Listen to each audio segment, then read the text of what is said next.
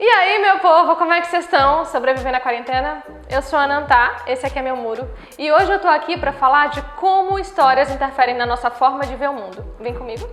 Recentemente eu tava assistindo um vídeo da Chimamanda Adichie, que é uma escritora nigeriana, que tem um trabalho incrível, inclusive cabe depois a gente fazer humanas de primeira sobre ela. Mas agora eu vou me ater um pouco ao que ela fala nessa palestra. Eu vou deixar o link aqui pra vocês assistirem depois do vídeo. Ó, tia tá olhando, hein?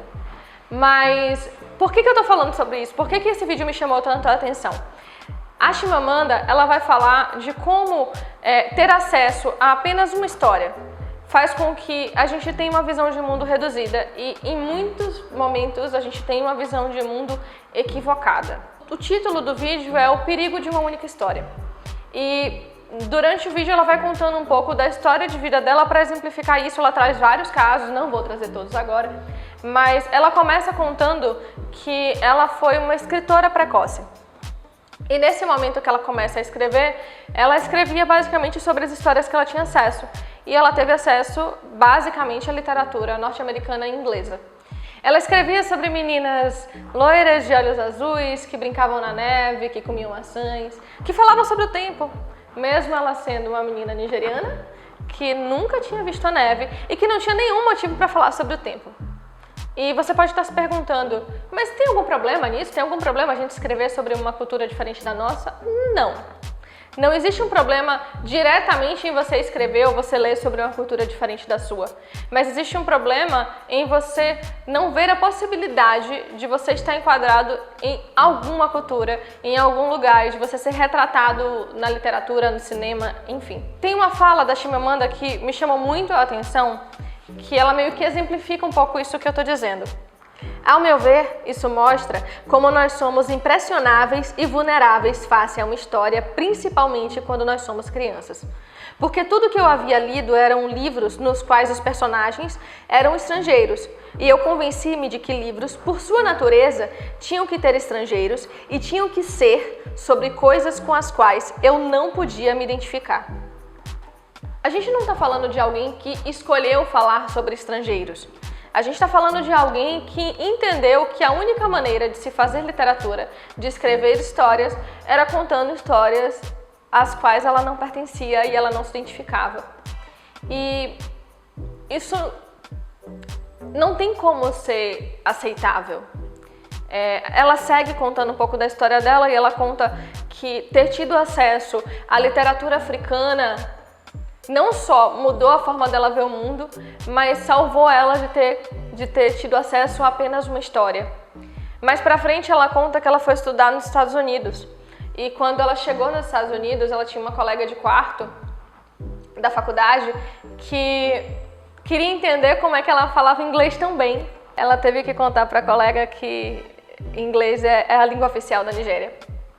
Além disso, essa colega muito impressionada e muito curiosa, queria saber qual era a música tribal que ela cantava, a música tribal que ela gostava mais. E ela mostrou a fita da Mariah Carey que ela trouxe. Pode parecer uma bobagem, mas nesse momento ela fala de como a construção e a história que se contou de África fez com que as pessoas só tenham acesso a uma história de África. Então é como se tudo relacionado à África fosse reduzido à miséria, à fome e a um olhar de pena. E aí eu queria citar o que ela fala, porque eu acho que é importante a gente entender um pouco desse raciocínio. Tinha um tipo de arrogância bem intencionada, uma piedade, que faz com que não exista a menor possibilidade dos africanos serem iguais aos americanos, de jeito nenhum. Nenhuma possibilidade de uma conexão com humanos iguais.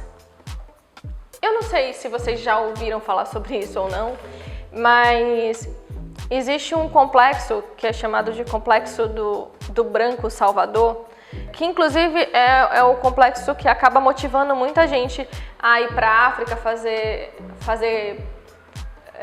campanhas humanitárias, que é a ideia de que a África, primeiro a ideia de que a África se resume a um país, porque eles não conseguem entender a África como um continente. E ela fala disso, de como as pessoas enxergam ela como africana. E eles não entendem as diferenças entre cada país da África. Eles não entendem o tamanho da África, eles não entendem a África como um continente. E sempre desse olhar de pena, como se ela fosse ser salva pelo homem branco. Quando eu estava vendo o vídeo, eu pensei muito sobre as nossas narrativas, sobre as histórias que a gente tem acesso, principalmente se tratando de Brasil.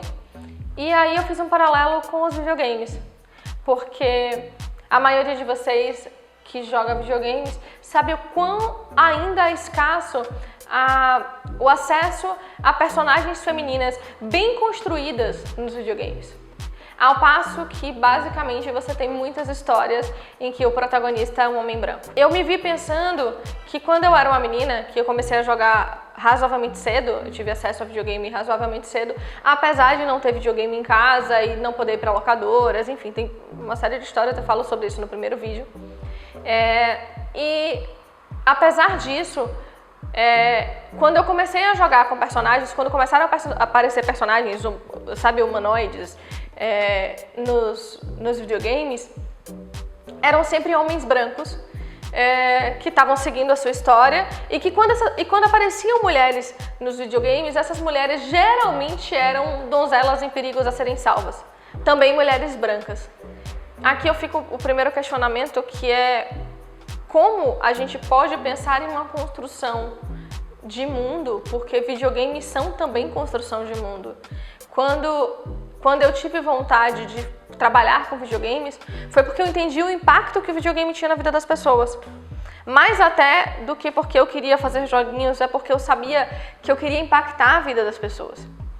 E eu sigo perguntando, você consegue lembrar fácil, de cabeça, quais foram os jogos que impactaram a sua vida? E quantos desses personagens eram mulheres? Quantos eram mulheres não brancas? E aí vai ficar o questionamento, porque a gente tem muito pouca representatividade de um modo geral.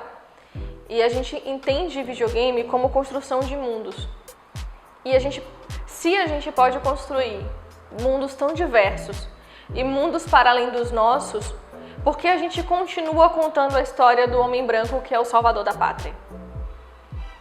Eu tenho uma resposta fácil para isso, que é porque a maior parte das pessoas que trabalham na indústria são homens brancos e eles falam sobre eles mesmos. Mas não é só isso, e a gente não pode continuar acreditando que é só isso. Existe um olhar que a gente tem que começar a entender que tem que ser mudado. Porque a gente está fazendo jogos de homens brancos que salvam a pátria para meninos brancos que vão jogar e vão achar que são os salvadores da pátria e vão continuar reproduzindo uma série de comportamentos que a gente talvez tivesse que ter destruído há um século atrás. Como eu já disse, existe uma melhora no cenário. Se a gente pegar, por exemplo, as personagens femininas da década de 90, que bom que existe uma melhora, porque... Vou fazer a mágica, né? Danilo, bota aqui algumas meninas pra gente dar uma olhadinha. Ó, bota aqui. Eu vou aprender a fazer isso, tá? Faz sentido você, por exemplo, botar um fio dental em uma personagem que vai lutar? Eu não sei, querido. Assim, se você é mulher, você sabe a resposta. Se você é um homem e não teve essa experiência fantástica de usar um fio dental, eu vou estar em quarentena, tá com tempo, então vamos fazer isso. Eu vou lhe recomendar, você bota um fio dental, tá? Bem apertado, e aí você vai correr pela sua casa e dar chutes. Aproveita e dá uns saltos, o mais alto que você puder também. E aí, a partir disso, você me diz se é confortável. E é isso, a gente vai entender se vale a pena ou não colocar uma personagem. Porque passa pelo bom senso, mas não dá pra acreditar que todo mundo vai ter bom senso, né, gente? Bom senso é um negócio que tá escasso ainda, tem um processo até chegar nele. Então, fora o problema de você estar expondo essa hipersexualização para meninos e meninas muito jovens. Porque eu tive acesso a esses jogos quando eu era muito menina.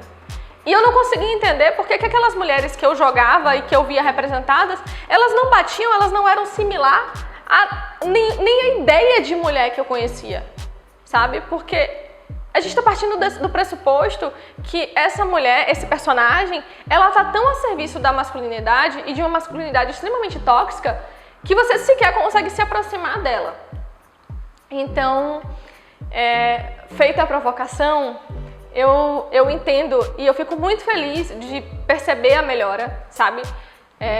A própria Tomb Raider é um exemplo de melhora real, de como você pode ter uma personagem mais aprofundada, com uma história legal, e que ela não precisa estar nua, ela não precisa ter um corte de baixo para cima, assim, uma câmera, um corte de câmera de baixo para... Não vamos entrar nisso, porque não precisa.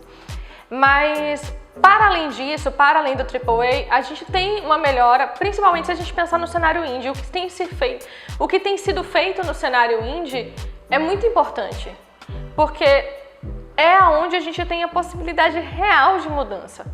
E é onde a gente tem a possibilidade real de se representar e de se ver, porque são as pessoas fazendo jogos que elas acreditam, porque elas acreditam. Eu acho que é isso que brilha tanto meu olho quando eu vou desenvolver, quando eu tô tendo a possibilidade de desenvolver uma história nova, é saber que eu tô partindo de um lugar que não é o mesmo lugar que já foi feito, porque eu não tenho nenhuma obrigação para com a indústria. A grande indústria. Eu não vou fazer o novo The Witcher, eu sei disso, então tá tranquilo, tá de boa, eu sei que eu tô partindo de outro lugar. Então, eu acho que a gente entendendo isso, o coração fica um pouco mais leve e a gente começa a se abrir para novas possibilidades, porque não dá mais, eu tô em 2020, eu acho, 2020, né? 2020, gente, até agora, pisca o olho, daqui a pouco a gente já não sabe mais. Mas em 2020 não dá mais pra gente ter condição de estar brigando pelas mesmas coisas que a gente brigava na década de 90.